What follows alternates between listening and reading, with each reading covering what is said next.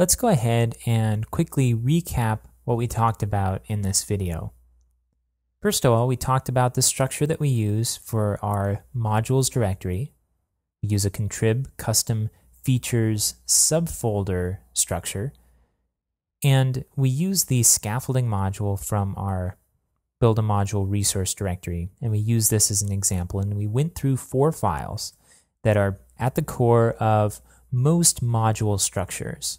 We looked at the .info file, which includes metadata about the module. And we went through all of the different parameters.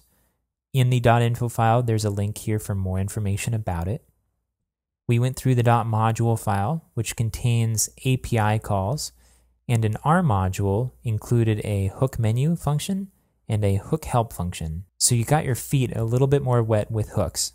Next, we took a look at how to use an include file, and inside of this include file, we created a settings form for our module with a simple text area as an example input. And finally, we talked about the README file, which includes information about our module, which is basically a one-page documentation resource so that users can find out what the module does, maybe a little history behind it, and what they can do if they're running into trouble. From here, there's a few things you can do. First, you can take a look at that info file again and look at the resource page on Drupal.org about all of the different parameters that you can add there. Next, you can take a look at scaffolding.module and scaffolding.admin.inc and play with those functions a little bit. Try some different parameters being passed to hook menu.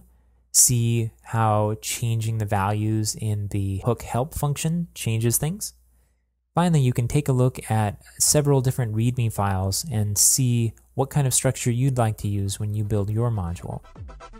And when you're feeling like you're good to go ahead and move on to the next video.